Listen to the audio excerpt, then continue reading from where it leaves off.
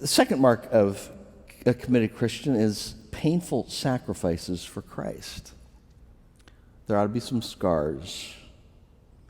2 Corinthians chapter 11, verse 22, Paul responds to the false teachers.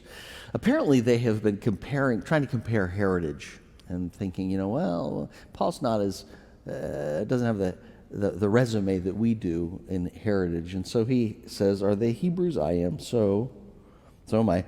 Are they Israelites? So am I. Are they descendants of Abraham? So am I.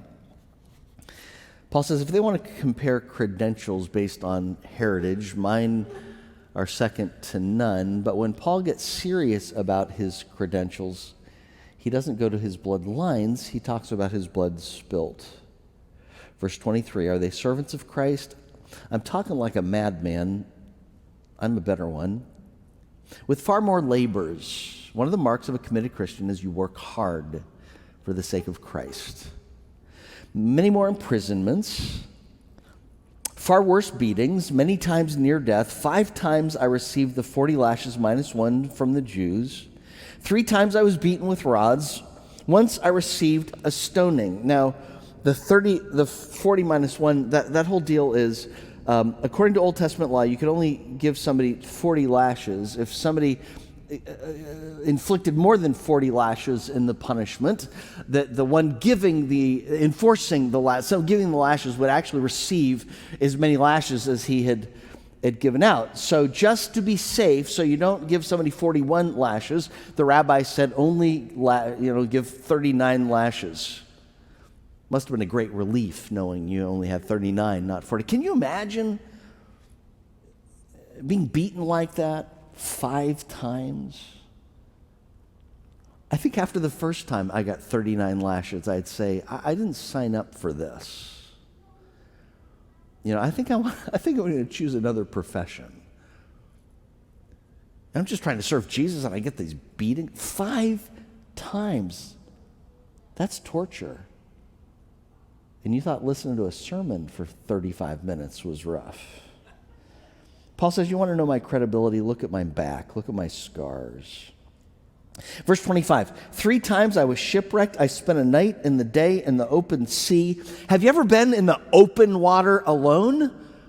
It was bad enough like when you're water skiing in the middle of a lake and all of a sudden it's just you and your ski while the boat goes away for a while.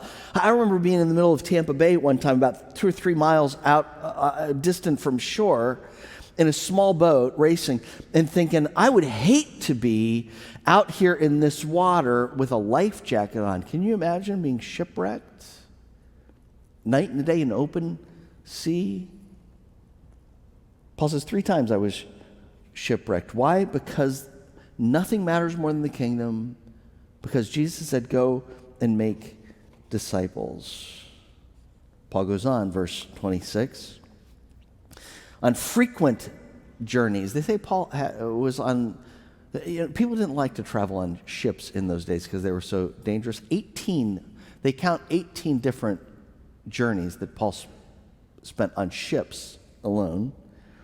I face dangers from rivers, dangers from robbers, dangers from my own people, dangers from Gentiles, dangers in the city, dangers in the wilderness, dangers at sea, dangers from my false brothers. You kind of get the idea that Paul has a gift for finding trouble, doesn't he? It's just like danger, danger, danger.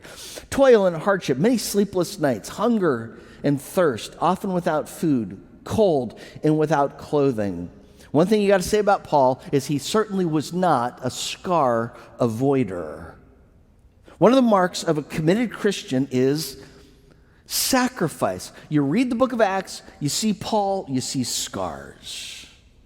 Look at the previous generations that have blessed us in the United States. I think my grandparents' generation, we call them the greatest generation. They blessed us so much, but they experienced the scars of the Great Depression, the scars of 2 world wars, and we're blessed as a result. When future generations look at us, they ought to see some scars. Will they? In you? Now, nobody likes sacrifice. Human nature tends to avoid it. Sometimes people get upset when the church calls them. Don't ask me to sacrifice financially. Don't ask me to sacrifice my weekends. Don't ask me to sacrifice to serve. Don't ask me to sacrifice to come to an extra hour of service. I might get burnt out. I can't give. It'd be easier for other people to give. You know why people don't want to sacrifice? Because they don't understand the nature of the church. The church is not just a religious organization, not just a charity, like the world sees. If the church is just another organization, I don't blame anybody for not sacrificing. We're the family of God. We are the body of Christ. We are the hands and feet of Almighty Sovereign God. We are the only ones entrusted with the eternal purpose of leading people to eternal salvation in Jesus Christ. There are lost people who are lost for eternity except for the church. And that is worth giving your life for. That's worth the scars. Didn't Jesus set the example? Isaiah 53, he was wounded for our transgressions, he was bruised for our iniquities. The chastisement, the punishment for our peace was upon him, and by his stripes we are healed. Jesus took the scars, and we're blessed. Paul is scarred so we could be blessed. Who will be healed because of your scars?